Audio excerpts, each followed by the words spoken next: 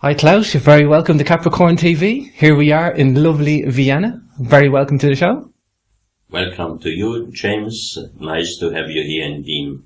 Wow, Wien, as they say locally. You know, Klaus, it's a pleasure to be here. You've been on Capricorn Radio a few times. We're doing a Capricorn TV interview today. We're going to talk about some of the artifacts on the table. We're going to get into some of your background and what you do, basically. And I've been intrigued to come here to meet you, Klaus. I never thought Austria would be so beautiful. This place is full of history, Klaus. It's so, you know, from the Romans onwards, like, I mean, everybody has come through the Danube here to Austria and Vienna. And I guess you've been a passionate guy for history for a long time, Klaus. Let us know who you are, where you come from in terms of history and your cultural exhibitions that you've been putting on around the world. Build a picture for the audience.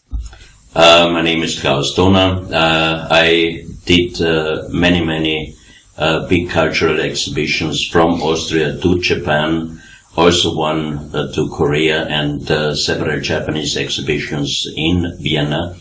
And on my long trips, I had a lot of time to read on the airplanes, airports, and even in the hotel rooms. Sure. And I read a lot of books about unexplainable things and out-of-place artifacts. And one day I had the idea, I was a big skeptic, and still I'm a skeptic, and you must be skeptical. I had the idea, why not trying to get some of these unexplainable artifacts to Vienna and display them on an exhibition. Then I started with my friend Reinhard Habeck, 1997. We did research and we could find around 350 artifacts which are displayed or in museums, because we just wanted to have artifacts from museums. And a friend of mine, a museum director, he wrote lending requests to all these museums worldwide. And out of 356 requests, we got only one agreement to be able to get this artifact for the exhibition. So we had only left 1.5 years until the scheduled opening of the exhibition. Then we started to do our research by ourselves. We traveled to South America, to Mexico, to North America, in Europe, and finally in 1.5 years we could find 470 very strange artifacts which we showed to the public in 2001 in the exhibition Unsolved Mysteries in Vienna. Wow. And since that, while researching, I had so many very strange, sometimes mysterious experiences that I got more and more into these fields. And since 2001, I found many more interesting places, interesting artifacts worldwide. And the search still is going on. And the more we find, the more answers, the more questions are rising up about our history. Do you find more research that you do as more time goes on, the more people come forward and they bring attention to you, different artifacts and different information that you wouldn't be aware of? Yes. The plot thickens, as they say. Yes. Okay, so you've gone from Japan, Ecuador, Bolivia, you've concentrated in these areas. We're going to get into some of that information because this is important. There's many mysteries there, Klaus. I wanted to talk about, you have also a new technology that you use. This is very interesting. We've spoke a few times about this, but for the listeners, I know there's some of information you're not going to be able to give away, but industrial secrets, as they say. But, yes. But tell us a little bit what the technology can do, the benefits of archaeology, really. That's what I'm trying to enlighten to the public. A friend of mine invented several years ago a new technology which makes him able to scan any place worldwide for archaeological sites or archaeological places. And we found already many of them, and I hope that we can be accepted by the official science, because I'm quite sure we could help the international archaeologists a lot to find really unknown cities, unknown places, and unknown archaeological sites. Of course, places like Iraq and Egypt are covered in desert sands, and they weren't at one point. They were vibrant cities all across the Tigris, Euphrates, and the Nile. Of course, places are buried in the sand. The benefit of this technology would be perfect, really, for... Oh, we have already several very interesting looking sites in Egypt, also in Libya, but also in several other countries. I think Gilgamesh, the body of Gilgamesh in Egypt or in Iraq, they were searching with a new technology there because there's some sort of an iron compound that they use as well. So there's new technologies that are abound. Okay, so Stephen and Evan Strong, you've also helped use this. I have to mention these guys because this is how we got in contact. These guys have been using this technology too, and you've brought some interesting sites. And there is some hard stuff there like glyphs and rock art, but there is also stuff that you've used with the technology. And the guys would have been clueless, never heard about this at all until this technology has been used for that. Yes, they contacted me because they saw an interview which I did in Visoko at the site of the Bosnian pyramids, and we did a scan over the so-called Sun Pyramid in Visoko, and we could show Professor Samos Managic that there are many tunnels inside this.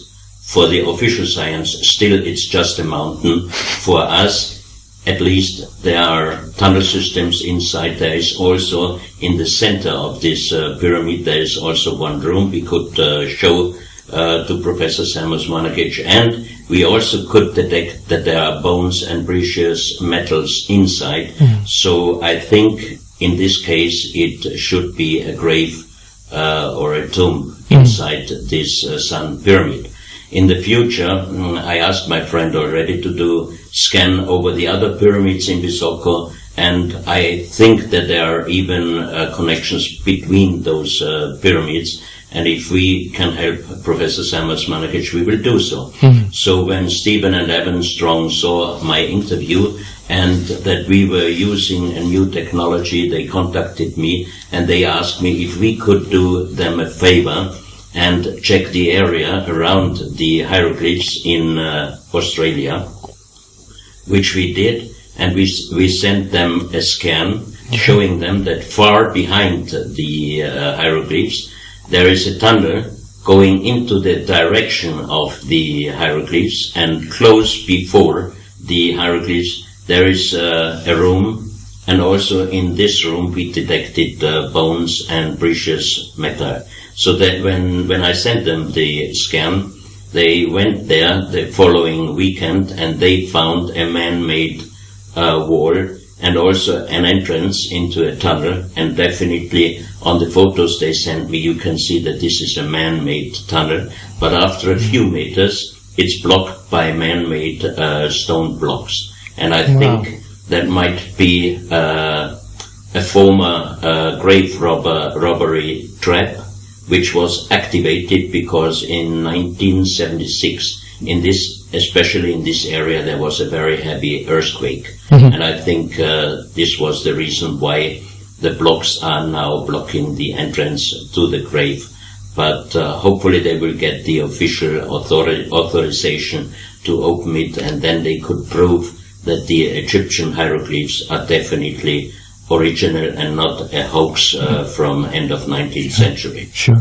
You're describing a very powerful technique, Klaus, when you can scan with a high technology and then send somebody to look, and then they come up with some answers or the evidence of what you're showing them. This is a powerful tool. It's a very powerful tool, and we showed Stephen and Evan also an underground destroyed city, which is approximately 5 to 6 meters under the ground, under the survey. So, wow, a big city. Interesting times too. Oh, it's very interesting, and I hope they will be successful in excavating some of these places. So, Klaus, while we're talking on technology, and I'll get to the artifacts, but while we're talking on technology, let's talk some dating techniques, because I got no problem with carbon dating. However, you usually find the carbon dating is being abused, or what I'm saying is they'll sometimes dig up a vessel and they'll look for carbon dating of material, but that doesn't mean that the artifact where the carbon dating was found was carved at the time it was dated to have been buried. It could have been in existence for, especially with stone stuff. So the carbon dating is kind of used for dating techniques. Would you agree with that? Yeah, this is a big problem in age dating. For example, one very good example for me are the Nuriages, the stone towers in Sardinia. There are over 6,000 huge stone towers. And the age dating by the official archaeologists is approximately 2,400 years. But they even found one so-called giant tomb a few meters under the sea level. That means for me, the age dating of the Sardinian Nuriages are completely wrong. Maybe they found one day some broken ceramics inside of one of these towers. They did an age dating. They found out that this material goes back about 2,400 years, and then for them, the Nuriages were built approximately the same time. I don't agree with this. Of course, they say that they label them as fortresses, if I'm not mistaken, and they've got one door in and out, Klaus. They get only one door and no windows, and for me, it would be very difficult to be a protection tower if you have only one door and no windows. You cannot really self-defense yourself if you are inside. Yeah, it doesn't make sense. And there's archaeoastronomy. You know, I love archaeoastronomy, but there's a lot. There's a private researcher team in Sardinia, and they found out that this goes back at least 10,000 years. Of course, I'm going to talk a little bit about giants, but I think Sardinia has a history of maybe giants being living there. I think there was some extremely large teeth found. That's why I was very much interested in Sardinia, most of all, because there are many so-called giant domes, also made with huge stone blocks, which is quite difficult even in our days to do something like this. And as I mentioned before, they found even one giant tomb under the sea level. That means must be very old. And I had a meeting with some very old gentlemen in a small village, and they told me that before the Second World War, the military opened some of these giant tombs and they took away human skeletons with a size of approximately 3 meters. I think a lot of academic scientists in Sardinia have spoken out saying that bones have been disappearing, and the giant teeth, as they're called. One guy had gone to a dentist, and the dentist had said this is 3 times the size of normal teeth. Yeah. And it went into the museum and disappeared after that. And you know, it's crazy, isn't it? It's like there are a lot of stories like this, especially also in the United States, where you have hundreds of newspaper reports from 1870 already beginning up to 1920, 1925. And all those reports are writing exactly who was the archaeologist who was doing the excavation, where was the place, what did they find, and all of these newspapers were writing that they took out some oversized human skeletons from 2.6 meters, even more than 3 meters. Wow. And even there were some reports that some of these skulls had double row teeth. Double rows. So, and most of these reports are ending, the skeletons were brought to the Smithsonian Institution. Wow. But they never, their information is that they never got some skeletons like this. I somehow think of the Indiana Jones movie with the big warehouse and rows of rows of artifacts and boxes. Could be a reality. It could be reality. Yes. Of course, Klaus, you're quite admittedly, you know, when you find artifacts that you either think are a fake or they're not consistent, you don't mind speaking out. You're not necessarily looking for the strange and the wonderful. You're quite spoken about when you find something that doesn't add up, and that's what I like about you, Klaus. You find artifacts that are interesting, and then you also find artifacts that are also, you know, problematic. Well, there are several of them. For example, in the United States, There is one collection. I got the book from a friend of mine several years ago, and when I saw who was writing this book, he was a very famous anthropologist, high decorated. He was working for the National Geographic and Smithsonian Institution, and he was showing some pictures of very, very incredible, interesting artifacts and human-like skeletons. So when I saw this book, I tried to find out, to get a contact with him.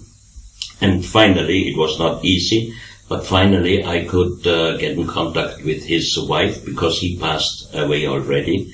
And we were invited to her house, and she showed me some of the originals. And she told me that her husband found them, etc. These are all originals. And later on, I took out my special loupe, my special optical glasses, which I was using on the checkings, on the paintings after a long transport by airplane, if there is a new scratch or something like this. And I saw on two of these artifacts a kind of textile structure, but you only could see it with very special glasses. And after that, I asked the lady again, these are all originals? And she said yes. And then I asked her to put on my glasses and check the textile structure, and I told her nature is not doing like this. And finally she said, yes, they are original because my husband made them. And if I wouldn't have used my special glasses, I would have 100% believed that these are original artifacts. So you have to be very, very careful in search of these artifacts, because there are very, very good fakes on the market or in private collections. And my problem is that the most important pieces are in private collections, because they are not accepted by the official science. So that means they are in private collections, and they were found by private researchers. So that's the big problem, that the official science does not want to check really those pieces and prove that these are not fakes. I've been looking into the crystal lenses before, and I know you're familiar with the Viking lenses, and I think, not necessarily that they're fake, but they might have been robbed from another civilization, or there's a lot of problems with the Viking crystal lenses. Yes. It's a good example as well, I think. So, just on structures, I know you're good friends with Michael Tellinger. You've been down in South Africa. Tell us about the structures down there. I find these incredibly interesting. You can look at a lot of them on Google Earth as well. I know yourself and Michael have been down investigating. There's some incredibly strange anomalies with these places down there. I was 3 times in South Africa, and I visited together with Michael Tellinger many of those places. There are 100,000 of huge stone circles.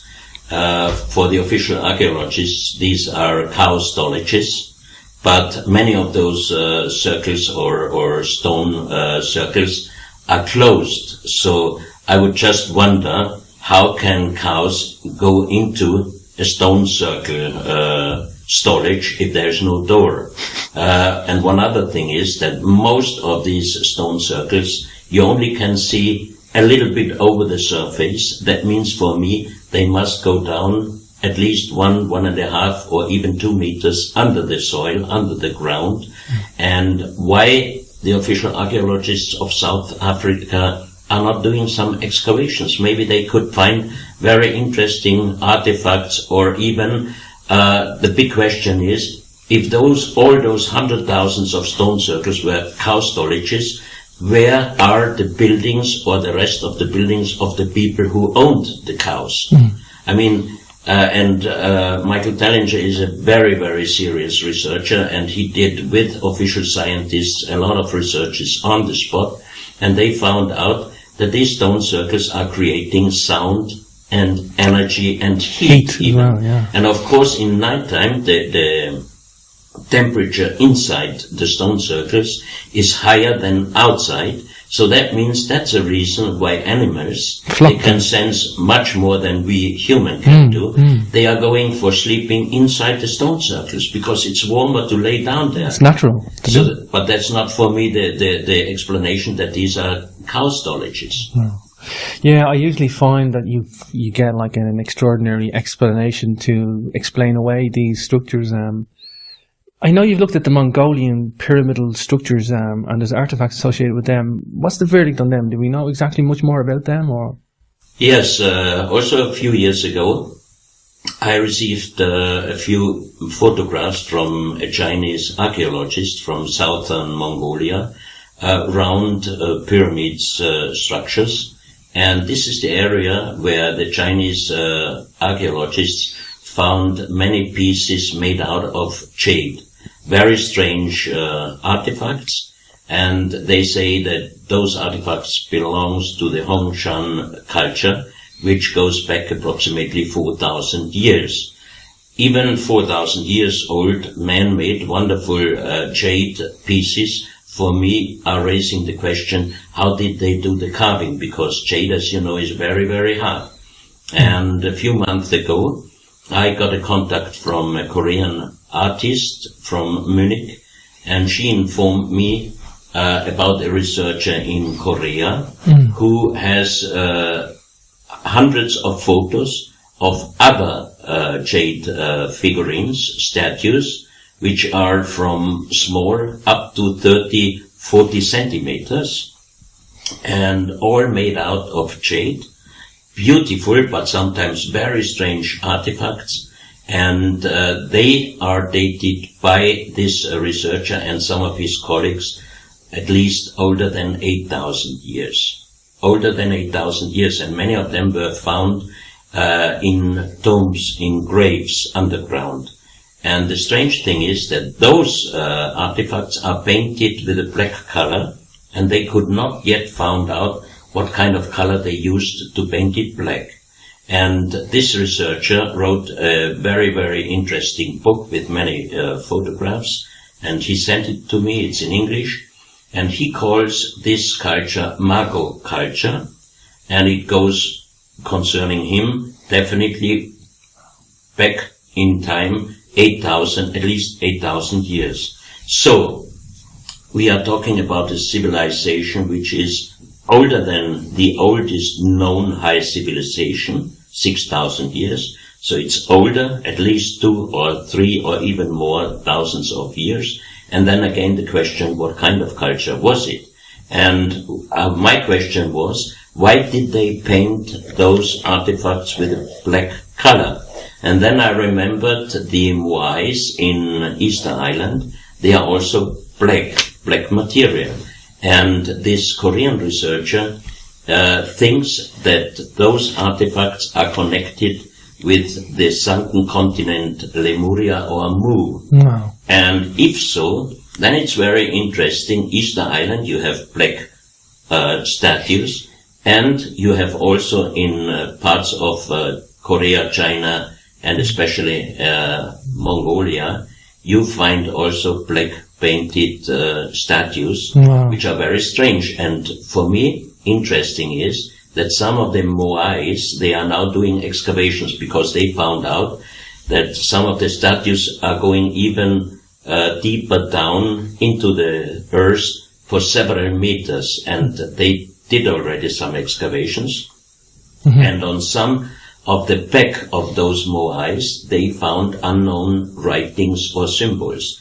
And some of those Mago culture jade figurines, they have similar writings, unknown writings or symbols on them. Mm-hmm. So there is a connection, I think so too, between Easter Island and those pieces found in Asia. Wow. And as I was very interested in that point, I asked my friend to do a scan over the Easter Island, and what we found is several graves, tombs, very deep underground, and always not too far away from a Moai they found. Mm. So we are trying now to get in contact with the archaeologists who are doing the excavations at the Moais, and if they believe us, and this is the biggest problem, then we could give them at least one position, and they could do scientific research and doing an excavation there. Wow. And Thor Heyerdahl, when he was first time on his first expedition on the Easter Island, 1956, he wrote in his book that the old people there, the indigenous people, told him that long time ago they buried the kings on their island. And that means for me, kings, first of all, it would be interesting what kind of skeletons could we find in the tombs. But what my friend also detected is precious stones, bones, and precious material.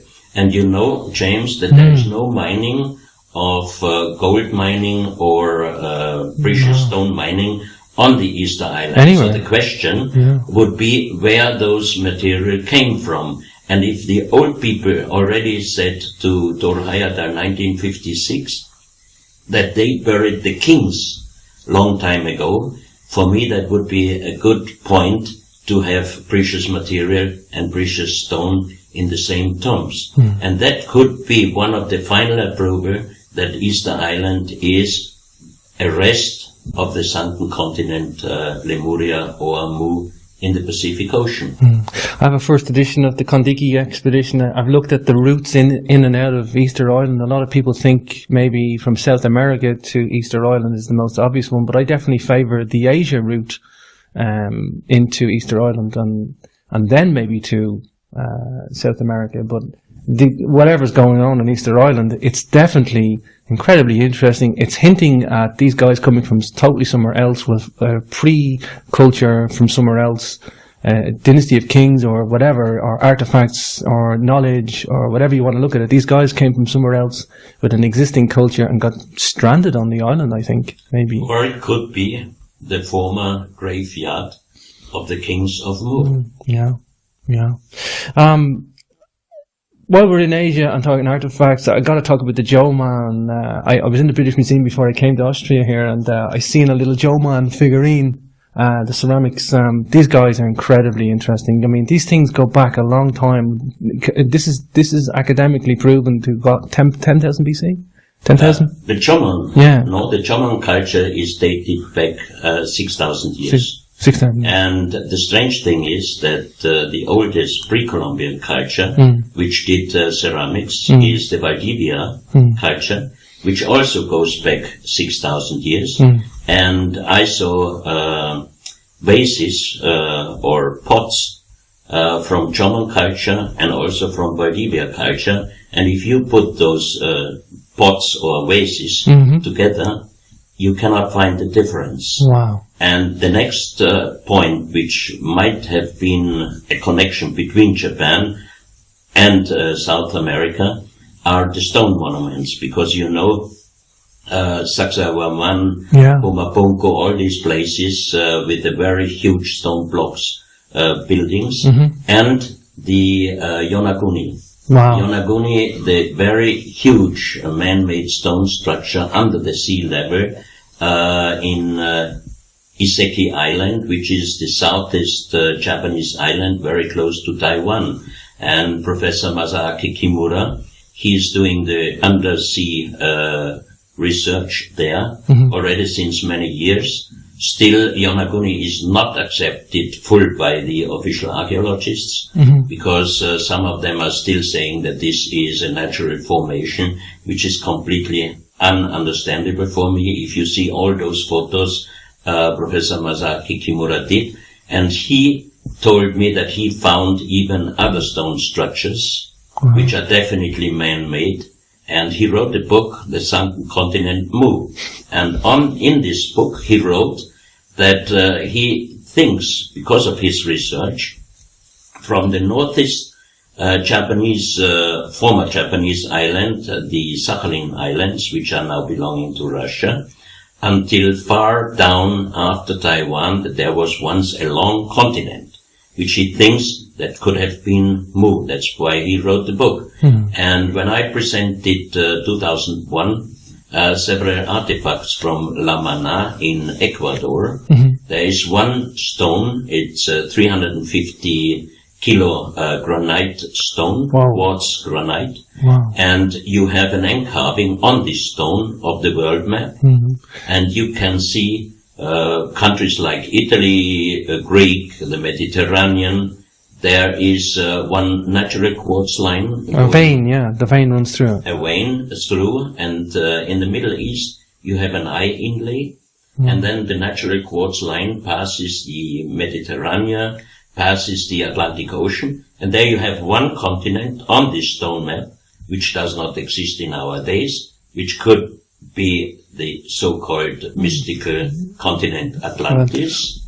And then it passes South America, Venezuela, going down to Ecuador, and at the Bay of Guayaquil, there's another inlay going up to north, and there's a round inlay, and this is the place where all this material was found. But then the quartz line is passing the Pacific Ocean, and is passing where today is Japan. And on this stone map, you have from the northeast Japanese island until far down after Taiwan, you have already one continent carved. It would fit exactly the research of Professor Masaaki Kimura. So that means this stone world map must be at least older than 10,000 years. But then the big question is raising up. Who could have been able to do a quite precise stone world map on a granite stone, showing two continents which do not exist or not in this style in our days? Wow. Totally fascinating. I got to talk about Jack Churchward's and James Churchward as well, and the Nikal tablets of India. This is incredibly fascinating. I've had Jack on the show, talking about his grandfather's work, and fascinating, these Nikal tablets. Let's talk a little bit this, because this ties in with me as well. Yes, James Churchward, for me, did a wonderful and great research, which also his great-grandson Jack is doing. I'm in contact with him too. And that's why I try to get also an approval of the existence of the continent mood, that once it definitely existed. I am now in contact with an American lady. She was, I think, over 20 years in Nanmadol. Wow. She did a lot of research, and she is now writing a book. I'm waiting to get this book, but she sent me already some articles of her book, and she also sent me some photographs of stone carvings with symbols, and many of those symbols I saw already in the book of James Churchward. Wow. So that's one point, the so-called Nakal plates, as he explained. And I'm still researching on the ceramic or terracotta plates, which were found at the end of 20th century by William Niven. William Niven was a British mineralogist living in the United States, and he was searching for new minerals in Mexico. And in 1897, he found in the high valley of Mexico, he found under three soils, three different civilizations, and the most advanced was the deepest one. And many of those jade figurines, for example, they had Asian faces. Wow. And over this third underground finding area, there was volcano ash, and the last big volcano explosion was about at least 12,000 years ago. So we are talking here also again about a very old, high advanced civilization. And William Niven found over 3,000 plates with symbols which were exactly the same like James Churchward saw on the Nakal plates in India. So again, another point that we are talking about sunken continents.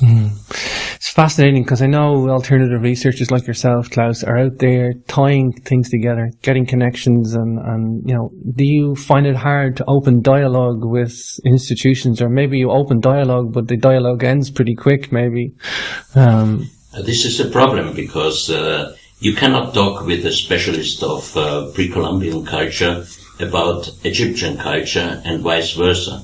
But I think there are so many similarities. And for me, every artifact is a kind of puzzle.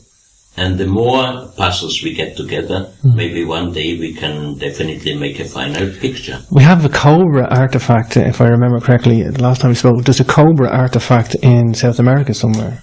This is from the same place. The world stone map was found. It was 1984. Engineer Sotomayor, he was working for a British mining company in a small village called La Mana in Ecuador, and they did drillings and excavation for gold. They were searching for gold. And suddenly he found one underground tunnel, and in this tunnel he found over 300 artifacts, and most of them do not connect any known pre-Columbian culture.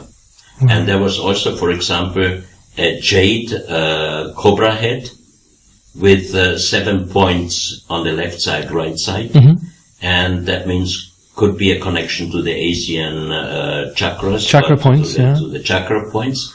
And there were also 33 lines on the bottom of the head of the cobra head. Wow. So cobras never existed in South America, so that's one of the conclusions that those species are fraud. But for me, they are original. Is there 33 vertebrae in the neck or the back? Is that right? No.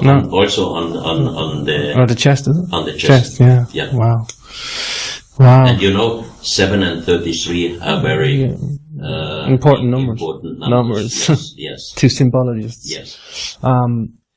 Tell me about Franco Crespi and the plates, because this is a fascinating story. This has got mystery all over it, Klaus. Father Crespi, yes. Father Crespi was Italian-born priest, working many years in Ecuador as a missionary with the indigenous tribes in the jungle area, Amazon area, and there are also the famous Cuevas de los Tallos. It's a huge underground tunnel system. And Juan Moritz, he was Hungarian, but grown up in Argentina, and he did a lot of research in Ecuador. And he made several reports that he found in the Cuevas de los Tallos a library, a metal library with unknown writings and unknown symbols. Father Crespi, he got many times from the indigenous people some gifts because of his help. He helped the people a lot, and they loved him. And many times they brought him pieces they found on their territory.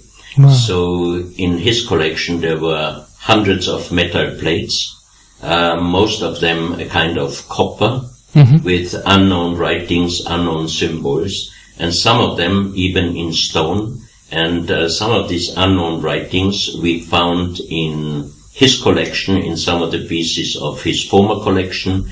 We found the same unknown writing in Colombia on stone artifacts. We found the same unknown writings, symbols on pieces which I show you later here from the so-called Burroughs Cave in United States. We found the same writing in France, in Glosel. 1924, a farmer found on his ground over 300 artifacts, and many of them with this unknown writing, but still the collection of Glosel is not accepted as official original artifacts. Age dating went back even 12,000 years. Wow. On bones, age dating. So we found the same writing in Calabria in Italy, in Malta, in Turkmenistan, and even in Australia. There was once at least a global civilization or a global connection, a civilization which had a global connection. And all of these artifacts are not accepted as originals by the official science, because for them it is ununderstandable that a long, long time ago there lived already a global civilization on Earth. Just for the listeners, there's also the cocaine and tobacco mummies, and they found this in the DNA of the hair of mummies, and it was a German lady, I believe, in the 90s came up with this evidence. And yes, and what happened? She made a report, and immediately they checked her former life, and they found out that she was living with other students together, and she was smoking some stuff in the past, and immediately her career was destroyed. But years later, Russian scientists confirmed that mummy textiles, that they found in Egyptian mummy textiles, coca and tobacco. Indigenous to South America only. Yes. So we have right there, like, scientific data and analysis to explain it. And I still find it crazy today that this is largely ignored. I think it was like you asked, basically, never any apology given. I think they just basically said rudimentary contact, basic contact. Yes. And that was it, brushed away as basic contact. And, you know, there should be like a whole song and dance about this, but, we also have Sumerian writing in Bolivia. Tell us a little bit about this. I beg your pardon? Sumerian writing in Bolivia. Oh yeah, they found, already several years ago, they found some ceramics with Sumerian writing. But for me the question is, who used them first? The Sumerians or the people in Bolivia? And concerning age, for me, the Bolivian age, or the age of Bolivian culture, for me personally, that's my personal thinking, and also of many other people, that Bolivian history is going far behind this time. So the question is still, who used them first? Because the unknown writing, which we found on many stones worldwide, there was one man living in Germany, Professor Kurt Schildmann. He was the president of the German Linguistic Society. He said he did not translate this writing. He said he could decipher this writing. And he called this writing pre-Sanskrit, because he said for him this writing is older than the oldest known writing, the pre-Sanskrit, the Sanskrit. And he also found out that this writing has a connection with the Easter Island writing and with the writing of the Indus Valley from Mohenjo-Daro and this area. So, you know that we have one story, for example, in the Bible. It says, until they built the Tower of Babel, they all spoke one language. So maybe this was the first writing at the beginning, and some of them used some rune style letters, some other used some Greek alphabetic style letters. So maybe it was the real first writing, and then it spread. It was spreading in other writings. Could be, but I think there is a lot still to do for the experts on ancient writings. For me, Bolivia, definitely, probably 12,000 to 15,000 years. Arthur Poznański, the Polish engineer, he spent a lot of time at the Kalasasi temple, and he was not a Polish, he was German. German, sorry, my mistake. He's often referred to as being Polish, though. Yeah. Wow. Maybe his ancestors. Maybe a Polish name living in Germany, perhaps. Could be. Wow. But he spent nearly his whole. He was a good businessman, and he spent a lot of his time on conservation of many places in Bolivia, because you know that they took many of the stones for street construction or for building construction, but he did a lot to preserve. this area. I think he had the Kalasasi temple dated about 17,000 years old, making it 15,000 BC, but only because of the accuracy of his measurements. It might be refined to maybe 15, 13, but I mean... But that would be also still very old. Still, even at the earliest date, it's looking at about 12, 13,000 years old. And even in Bolivia, we have places, for example, close to the Salar de Uyuni. That's the biggest salt lake worldwide. And for me, that's also a very interesting place. Why? There is in 4,000 meter, there is the biggest salt lake on Earth. But the surrounding areas, the surrounding mountains, do not have really big salt areas. Wow. So where the salt comes from. And the next one is the Salar Popo, and also the Lake Titicaca. And Lake Titicaca still has, for example, seahorses. Yeah, the animals. Which are living in the sea. And some scientists are thinking that the whole Andes were raising up. A lot quicker than maybe we were told. But for me, another possibility could be that there once in the past was a pole shift. And through this pole shift, there could have been a tsunami worldwide, which was higher up to even 3,000 meters. And if so, then it would be an explanation how comes salt water to 4,000 meters height. But then the next question is, in 4,000 meters, the days are not that hot and the nights are quite cold. So how long would it take to dry the salt in 4,000 meters? So then we would talk about thousands and thousands of years. Wow. Yeah, I favour a pole shift more than anything. I think there's a lot of you had Charles Hapgood do a lot of research on that, backed by Einstein as well. So. Yes.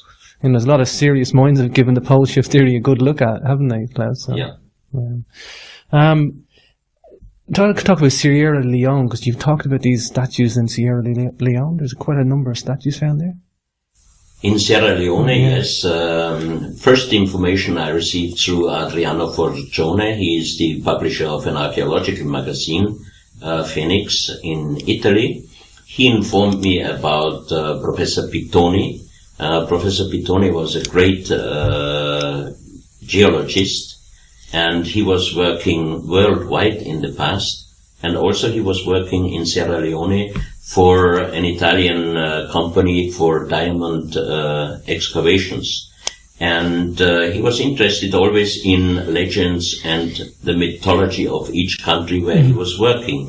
And he heard the story there that Allah, they are Muslims there, that Allah got angry on some of his angels and he petrified them and he threw them to earth. He took the sky, petrified it, threw it to the earth, and he also took the stars and threw them to the earth. And while the diamond excavation there, he found always in a certain deepness, in different deepness, they excavated some stone figurines. Some of them made out by sandstone, and some of them made out by granite. Very wonderful statues, but very strange ones. And as he passed away, unfortunately, as he was a geologist, he always took some organic material close to the finding of each of the stone statues. And he found out that the newest made ones were dating up to about 2,500, 3,000 meters. And the oldest one, and also for me the most interesting one, was made out by sandstone. It looks, for me, it's about this size, and it looks like a T-Rex. Wow. From Jurassic. Yeah. Wow. And the strange thing was, the age dating is approximately on organic material which was found together with this statue, 17,000 years. And when Professor Pittoni found this figurine, it made a strange noise, so there must have been something inside. So he did X-ray from all sides of this statue, and he saw a hollow room inside with a round ball, but he didn't know what this ball is. And he also could see on the X-ray that once there was an entrance here, and it was closed, on the front, where the stomach is, and it was closed so perfectly that from the surface you couldn't see that there once was an entrance. But through the X-ray, you could see exactly, and he asked a specialist to open him exactly here, and he took out this former closing block piece, and inside was a metal piece. And when we got these artifacts from him for our exhibition 2001, I brought the piece to the Natural Historical Museum in Vienna to do a material check on the stone, sandstone, and on the metal. And the professor called me next day and he said, Mr. Dona, I think somebody did a bad joke on you. I said, why? She said, because the precise metal ball is chromatical steel. And chromatical steel was found first by an Austrian, 1904 or 1906. Turn of the century, yeah. Yes. So she said, somebody did a bad joke on you. So I called Professor Pitoni and he laughed and he said, look, I don't open a very old statue just because it makes a strange noise. We did the X-rays and he sent me all the X-rays from all the sides and you could see that this ball was already inside before the opening of it. So 17,000 years chromatical steel. That's another big question to the science. Who could have been able to do some material which we found out first time in the last century? Wow, yeah. I've had the pleasure of being to the Natural History Museum in Vienna. What an awesome collection of materials, metals, and, these guys would be the experts. So, but chromatical steel, I think we've had examples of aluminium in China, which has been, not existing in any known period. Aluminium, 18th century, 1824 or something. Yeah. But again, coming back to the pieces, to the nomolis, some of these nomolis, they are even this size and very strange, precise made. For example, you see one black African sitting on an elephant. If you would compare the size of the elephant and the size of the person sitting on it, we raise again up to approximately 6-7 meters. Wow. Maybe it's connected with former giants. Could be. You have in Ireland, you have the story about a legend about a black giant was coming to Ireland. I don't know if you know. No, I do. I tried to find it for you in my files. Yeah. And some of those statues, they have the face of a reptile and the body of human. That's again a very interesting thing. And the next thing is connected with the legend of the petrified sky. He also found, always in different layers, he found sky blue rocks from small pieces until big pieces. And he gave us also some of these rocks for our exhibition. It's really a wonderful sky blue color. And we did also material check at the Natural Historical Museum. And the result is that it is not a normal stone. It is man-made. Ceramics.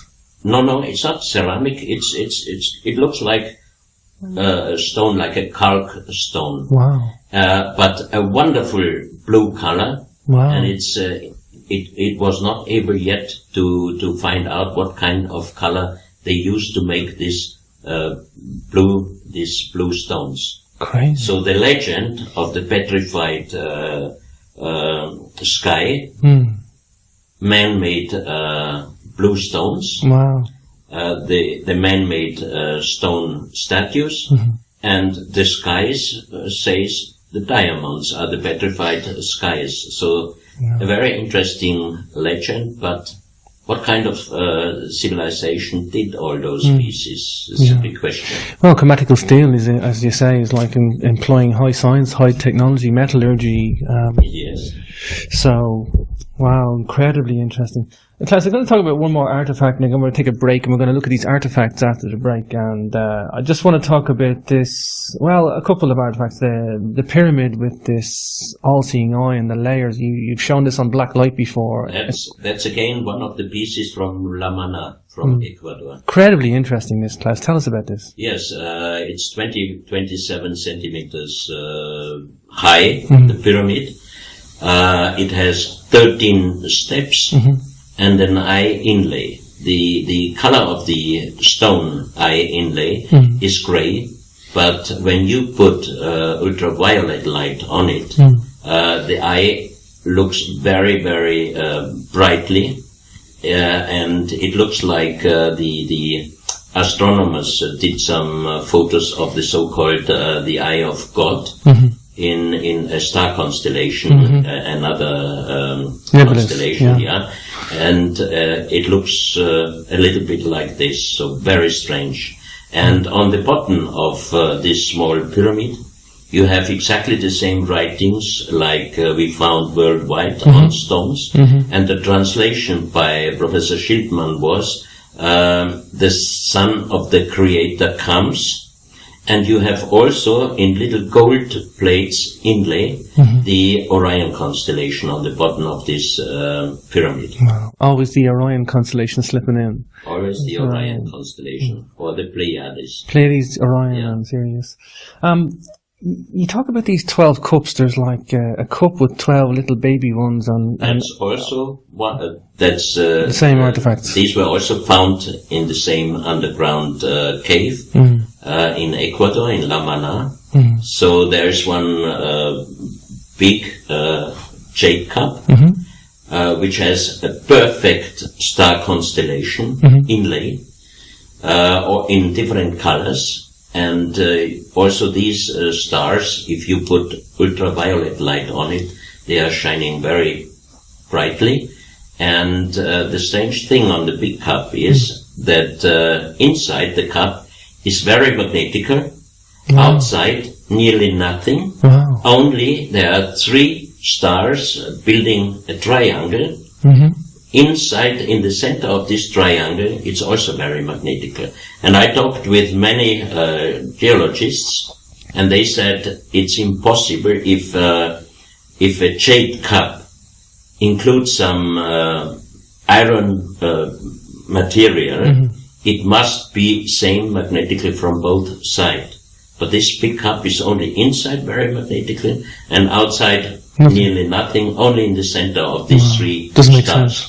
And there are also 12 little cups, and you can see that they are handmade. And on each cup is a kind of number which looks like the Mayan numbers, but it's a little bit different. And you can see that each of the little cup has a little different size. But we fill them up completely with water, and then carefully we put the little cup of water inside the big cup. And finally, when you finish with the 12th one, the big cup is again completely precise, filled with water. So how did they do that? Wow. A very clever work. Wow. Employing good knowledge of weights, measures, and volume, and you know. And another very interesting piece from the same finding is a hard form stone. The color of the stone is brown, and suddenly in the center of the hard form, the color of the stone changes to black, and it's a little bit damaged, but you can see a human face with long hair, with closed eyes, and with a long beard. And many people to whom I showed big pictures of this piece, they immediately said, it looks like the Shroud of Turin, the face of Jesus Christ. So I would say now we have one big cup and we have 12 little cups. We have one hard form stone with a face which looks like the face of Jesus Christ on the Shroud of Turin. Then you have one big stone block with a world map showing two continents which do not exist or not existing in this form in our days. And on this world stone map, you have an eye inlay in the Middle East, approximately where there is Israel, Syria in this area. So if I would like to make a sensational story, but not correct, I would say maybe this is the Graal from Jesus, the Holy Grail, and because you have 12 little cups, you have one big cup, you have a hard form stone with a face which looks like the Shroud of Turin. But for me, those artifacts are older than at least 10, 12,000 years. Sure. So what kind of connection could be, could not be, I don't know. Klaus, just show the audience a copy of your DVD if people want to get a copy. Many people always ask me if I don't have a book. But unfortunately, I cannot spend 5-6 months sitting writing on the computer and writing the book. I have tons of material. One day, when I'm getting a little bit more quiet, I would write a book. But a friend of mine did a DVD with many of these strange artifacts and also some explanations. And it's called Klaus, Dona Chronicles. And soon I think we try to do a second part 2. But we have to go to some of the places because the most interesting pieces are in South America and even in Europe in some places. So there's a lot to do still. Okay. And where can we get a copy of that on your website, Klaus? You can get a copy on Amazon. And what is your website? Unsolved? My website is unsolved-mysteries.info. Okay, beautiful. But I have to say also the website is already old, I think 8 years, and some friends offered me to help me to do me a new one with many of the new informations. Wow. We're going to take a break and then we're going to come back and look at these wonderful, interesting artifacts. We're going to talk giants and crystal skulls and Luddite tools and the Saqqara bird, of course, and the genetic disc, which I've been saving. So I'll come back in just a moment, Klaus, and we'll have a little break. Yeah.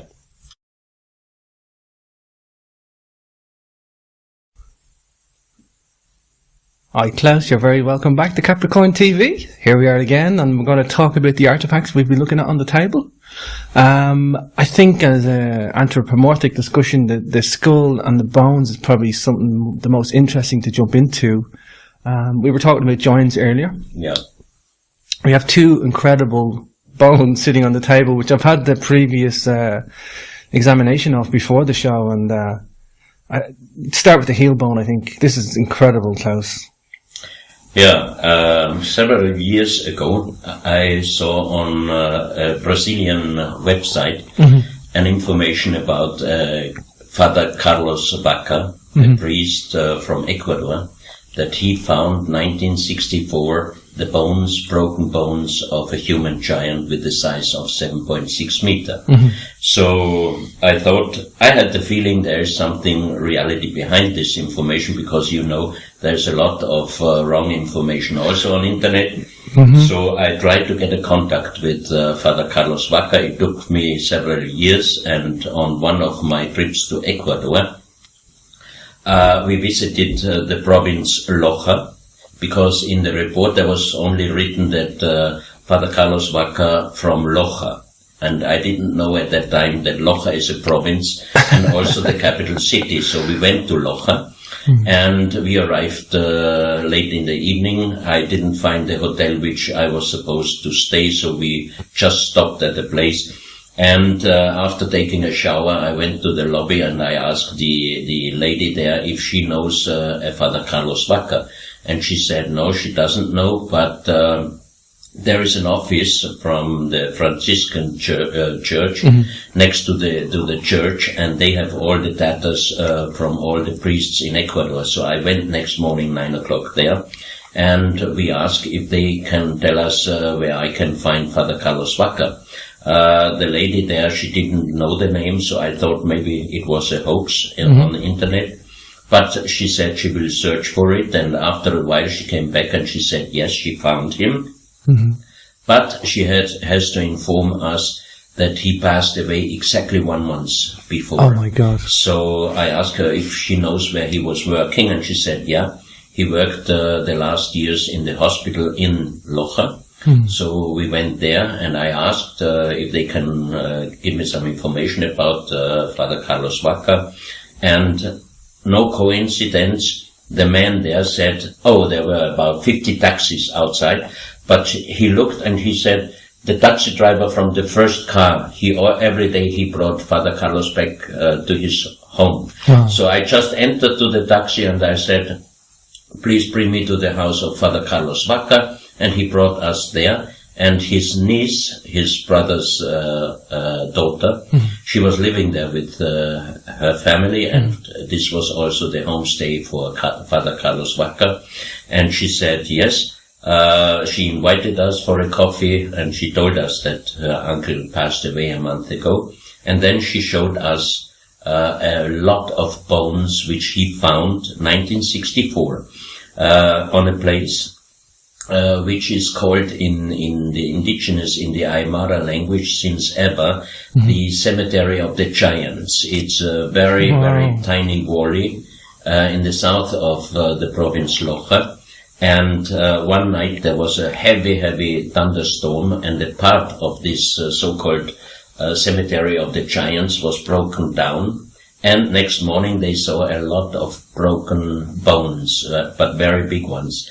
And they called immediately Father Carlos Vaca that he should look at the bones, and he came and he inspected them, and he definitely identified them as human bones.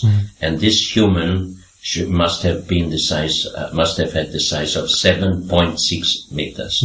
So I asked them if I can bring some of the bones for research to Vienna. One of them could be identified, this one, as a human heel bone, but even some experts did a comparison with normal human heel bone and this one.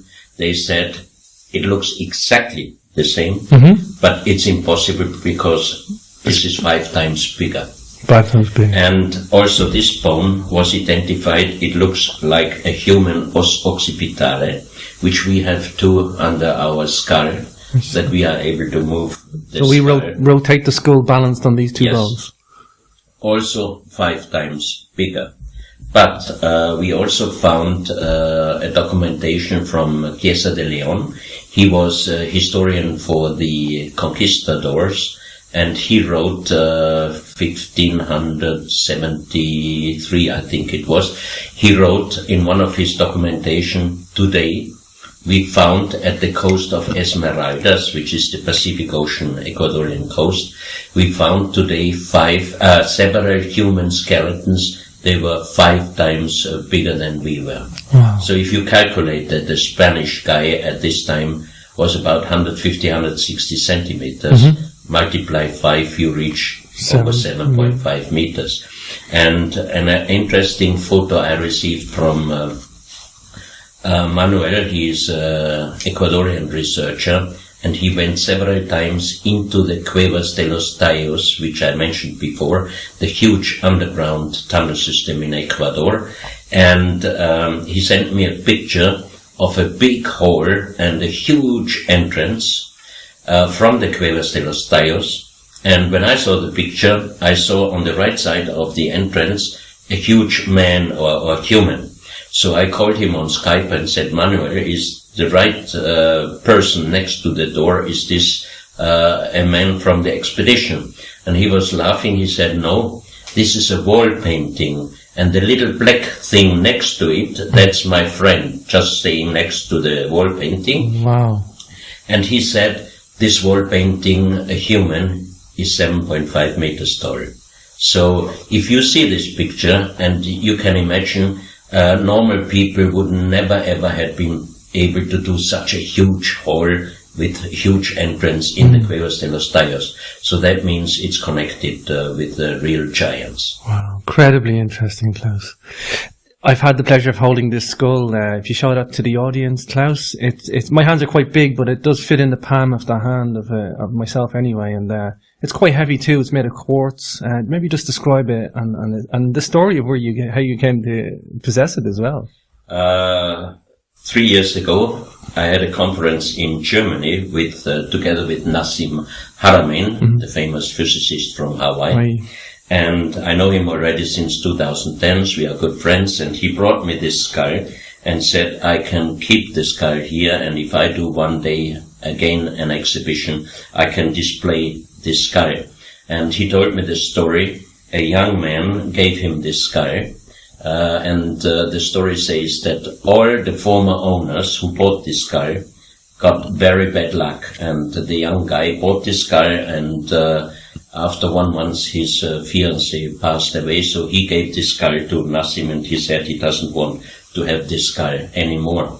But of course, James, you can imagine when he told me the story, sure. Immediately I told Nassim, look, Nassim, I don't want to keep this, I don't want to own this skull. Yeah. I just keep it here. Custody.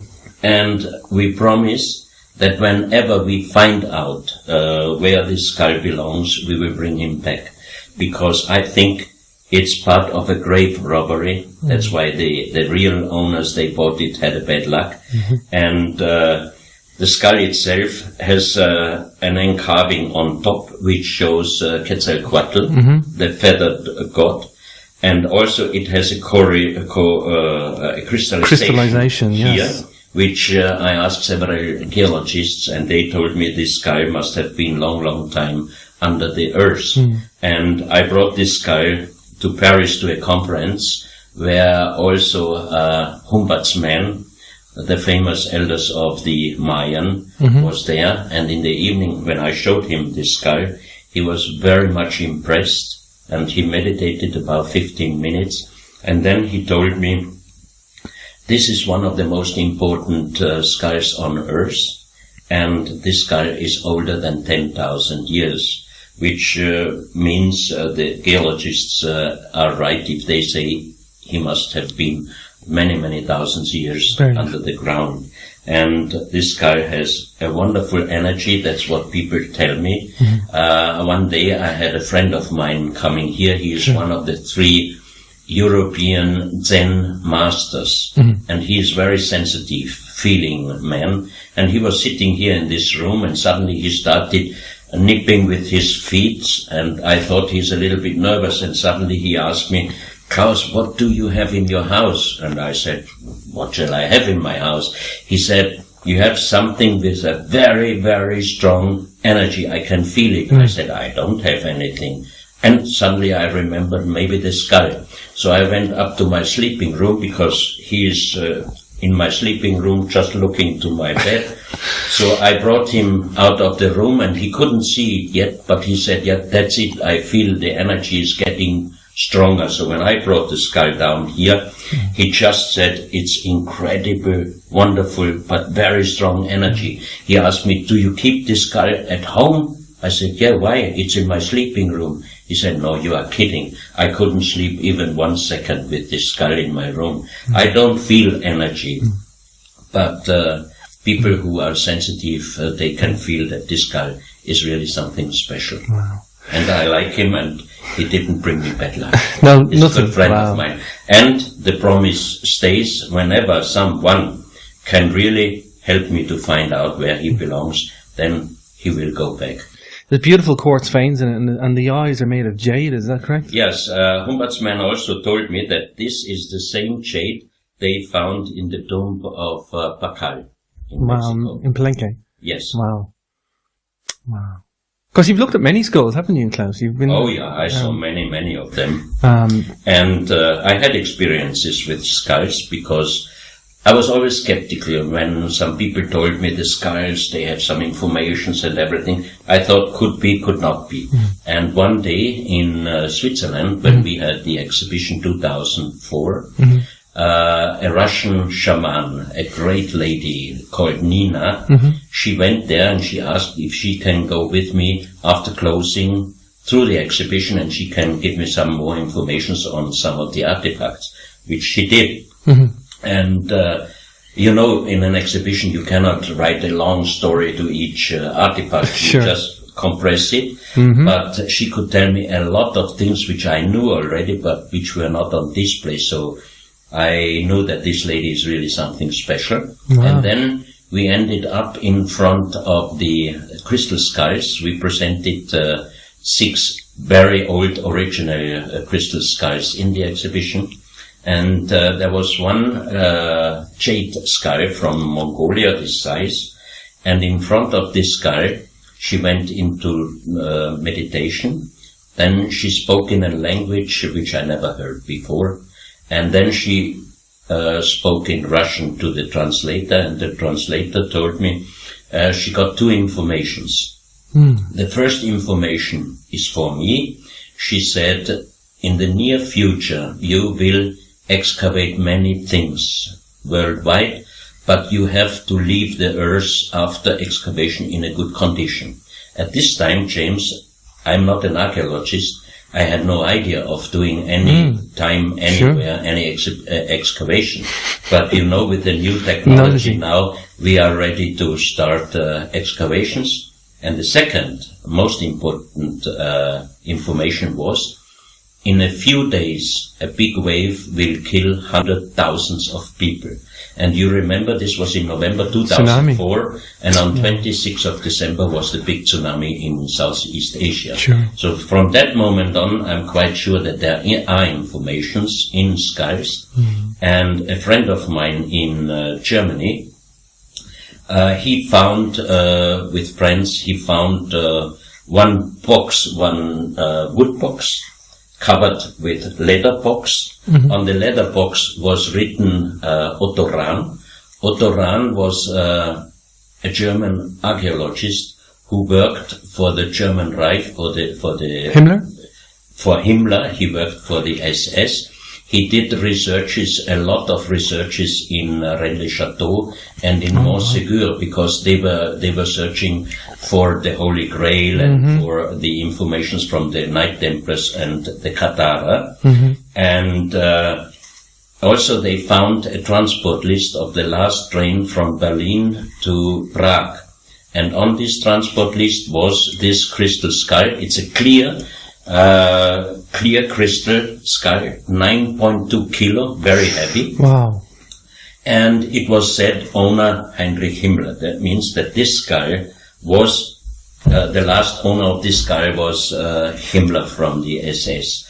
And I brought this skull to Vienna, and the most famous expert on crystal work, Dr. Rudolf Distelberger, he did a check on this skull. It was just 1 month before he passed away, but as we were very good friends, he did me a check on this skull, and he said the crystal is not from South America, it's European crystal, and it's old handmade. And I think, therefore, that this skull was really in the ownership of the Knight Templars and was found by Otto Rahn because it was written his name on the letterbox. And my friend and 2 of his friends, technicians, they did some tests with this clear crystal skull. And he informed me, and he said if he would have seen it only by himself, he would have thought that he has a illusion. But what they saw, they worked with laser beams and with sound. And he said suddenly they could see 3-dimensional. A man riding on a camel coming to their direction, then the man was looking at them, he turned around and disappeared, and the second they could see, also 3-dimensional, like holography, a lady sleeping, and the lady was opening the eyes, looked shocked at them, and then the picture disappeared also.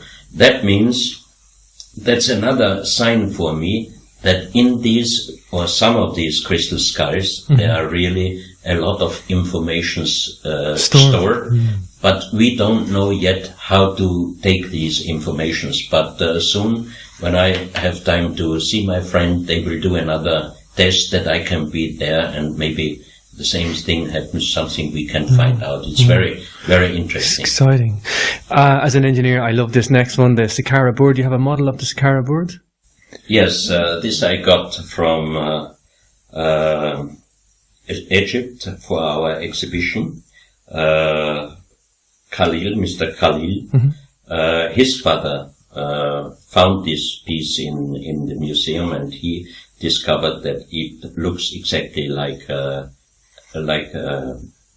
plane, like a how you call the planes without engine. Gliders, yeah. Like a slider, yeah.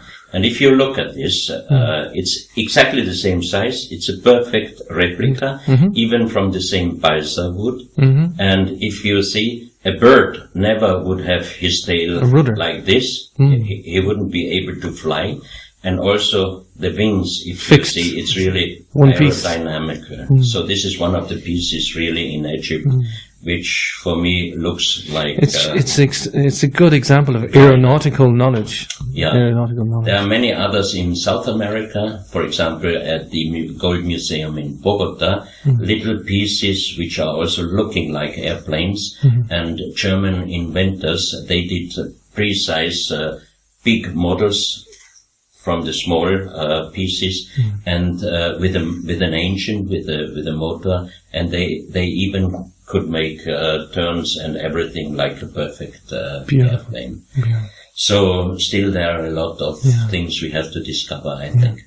I want to talk about the genetic disc next. It's a wonderful piece. Again, a replica.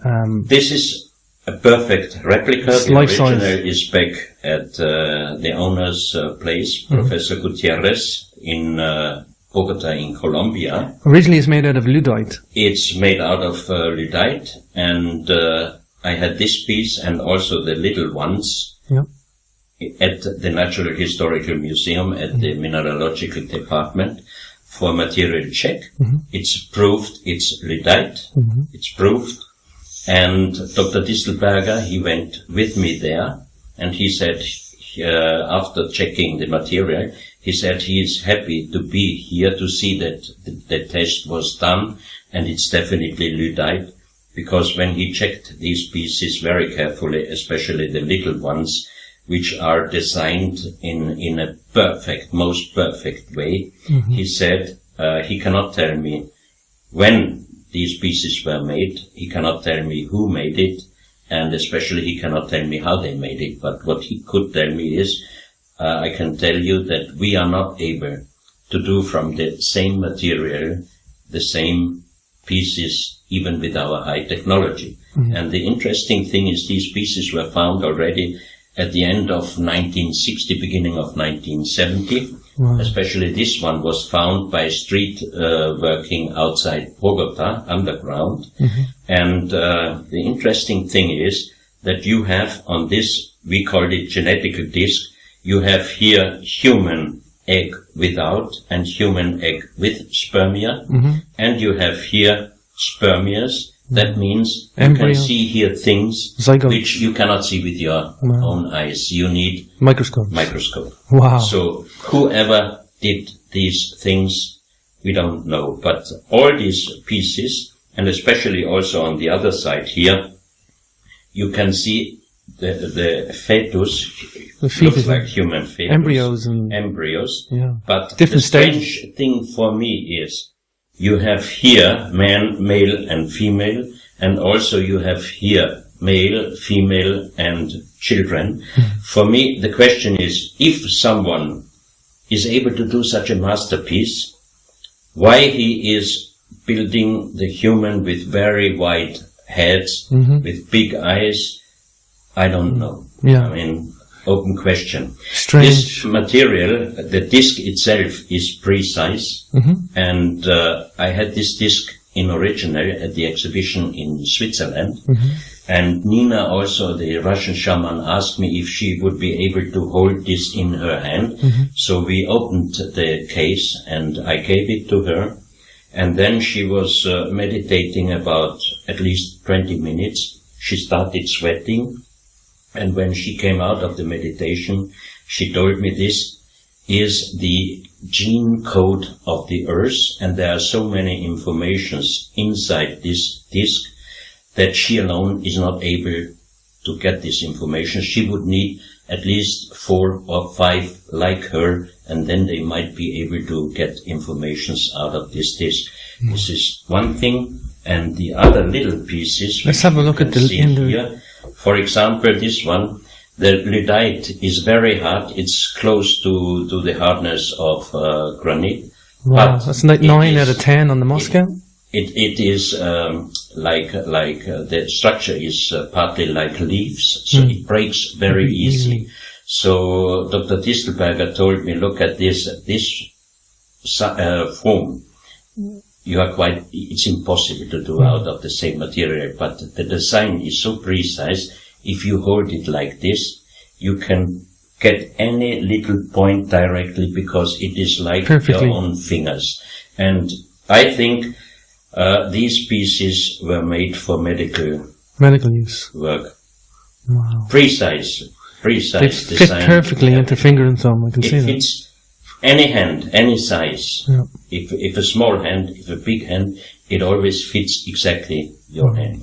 I mean, these are great pieces. And I've seen pieces in Egypt that are incredibly interesting where they use this type of stone, like schist, that fractures easily, but they create the most wonderful shapes and forms. And, you know, as in engineering and science, we don't know how to do that. You know, it's like it was either soft at one point and melted, or it's like if it was mala or metal or something, you could form the shape easy. But when it's done in stone, that's a big question. How did they do it? Because you can see that mostly it's exactly the same size, but on this end here, some of the material was breaking away, but the master could finalize the work. And you can see also here that very thin parts were breaking away. That's because of the structure of the material. The layers, A very, very interesting, one of the most interesting pieces I ever saw. Yeah, I know in Egypt they have schist vases that have a very small neck and inside is hollow, and they don't know how to carve them because you can't carve from the inside if you can't get into it. So, in the same type of the shale or the schist fractures really easy, very hard, but fractures easy. So, you've got some writing tablets as well. Let's have a look these at are the so-called stones, which I said before, with this unknown writing, which we found really all over the world. And these stones are from the so-called Burroughs Cave in Illinois, in United States. A man found an underground tunnel, and he took out many of these stones. Russell Burroughs, that's why the cave is called Burroughs Cave. And he brought some of the stones, some of the material to museums, but they immediately told him this is a hoax. So finally, he took out thousands of these stones and he sold them to friends and other people. The for me interesting thing is, of course, the writing itself. And the second thing is that you have stones with Black African, for example. You have stones with Mongolians, like this one. So you can see on the Burroughs Cave stones all people from all over the world from the past. So that means the persons who did these stones, they must have had a global connection. Otherwise, they would not be able to make portraits of persons from worldwide different people, tribes, or civilizations. Wow. This is also one of the most interesting places, and Wayne May, the publisher of Ancient American magazine, he is doing the researches of Burroughs Cave. They did already, with allowance of the ground owner, they did some drills, and they could get the tunnel system. But whenever they did a drill, it was filled with water and earth. So that's impossible to do any excavation on these sites. So he gave up. But I informed him already that my friend did a scan over the Burroughs Cave area, and he could even show me exactly where there is water inside, and it's only a small part of the huge tunnel system is underwater. The rest is still dry. and hopefully Wayne May will continue, because what Russell Burroughs wrote in his book about Burroughs Cave, what he found is golden sarcophagus inside this, and he also described overman-sized statues with precious stones. And on our scan, we could see that there is gold inside and there are also precious stones inside. So that means he was right when he explained. But then the next question is, who made this underground tunnel system? Who brought golden sarcophagus inside?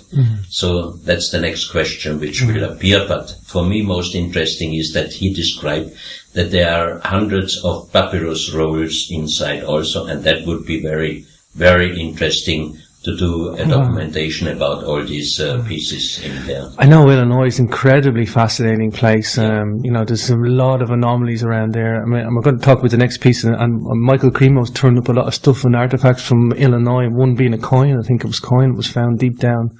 A megalithic wall found inside of a coal chamber as well. And the next artifact we're going to talk about, Klaus, is a good representation of this, what we're talking about, where you find artifacts found in coal. Yes, this was found, this was made by the Creation Evidence Museum, where the original iron cup is on display. I had it here in Austria for the exhibition 2001, the original. And 1912, a coal miner found in a huge block of coal, when he broke the block, he found an iron cup inside. And when we had the iron cup here in Vienna, we could see exactly that the compression of the petrification of the coal even was leaving some prints inside the iron cup. So that means an iron cup in a coal, which millions of years for coal to form. Millions of years, approximately at least 65 million years. This kind of coal in this area is age-dated by the geologists. So that's very good, one of the very good things. Michael Cremo was in Vienna for the opening 2001. Wow. Lovely. And he said, I'm happy that I can see some of the originals, which I described already in my books. One of them was the iron cup. So, I mean, 65 million years, if the age dating from the geologists is correct, 65 million years, an iron cup, the big question is, who lived on Earth 65 million years? Making iron. Because that's the time approximately when the dinosaurs disappeared. Do we know anything about the iron? Its iron content, is it pure iron or percentage of iron, or there's different grades of iron? They did some checks of the iron. I don't have it here, but I will ask Dr. Bo. Of course, there's a lot of artifacts that Michael will talk about, and that's probably why Michael was there. I mean, he's found gold chains as well in iron as well. And I think it's one of the most exciting, because it's extreme antiquity. We're talking extreme antiquity, which smashes all records. You mean, some people concentrate, Klaus, fair enough, on the 10,000 BC date and say Ice Age and where we were around then being civilized, but like you say, there is artifacts saying, many, many thousands. Again, if we talk about really old human existence, Colombia again, there is a place called Villa de Leyva. In this area you find millions of fossils, dinosaurs, eggs, and so on. What they found there is a stone, a piece of stone, and in this stone, a petrified skeleton human hand and a petrified skeleton human foot. And in the same area, they found petrified, cultivated fruits and vegetables. And age dating of the rock formation, of this rock formation where the skeleton pieces are petrified inside, by geologists is approximately 120 to 140 million years. So we are talking really about human lived already long time before. Of course, the cultivation implies somebody was farming you have their petrified banana, cocoa beans, you have avocado, you have pineapple. And that's all not wild, it's all cultivated, petrified. So, and next question, but If people ask me, why do you think the science cannot accept these things? I said, because it would be too difficult to explain a missing link of, let's say, 50 million or 100 million years. What was in between? We even don't know exactly what happened before 6,000 years. So how can we talk about 65 million years or something like this?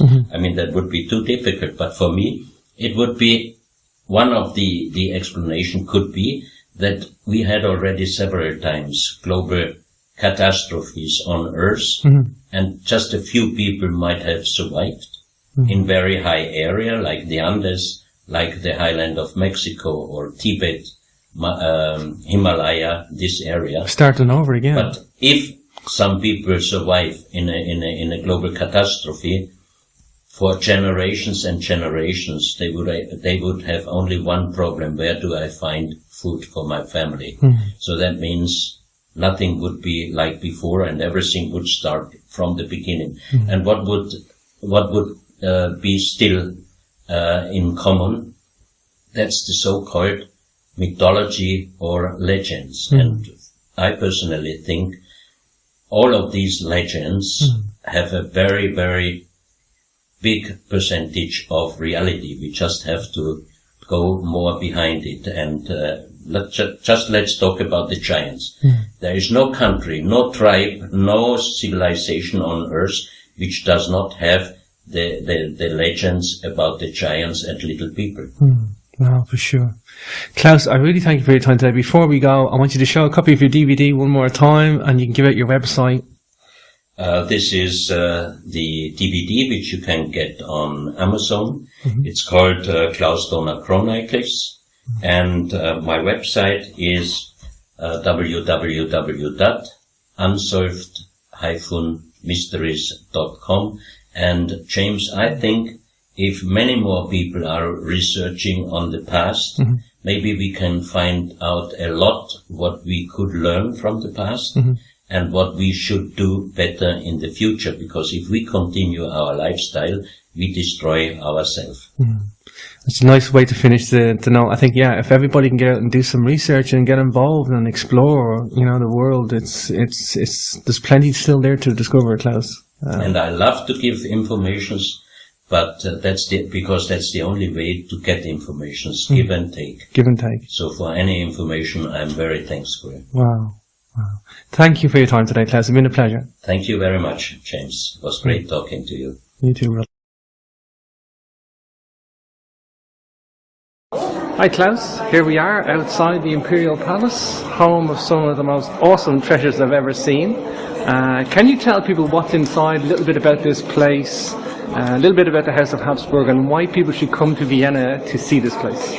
The whole Hofburg keeps many of the most famous museums, and for me also one of the most interesting places is the treasure room of the House of Habsburg, where they keep all the treasures, like the crowns and all the ingredients from the House of Habsburg, and it's just amazing. You have to come and see it by yourself, then you know what I say.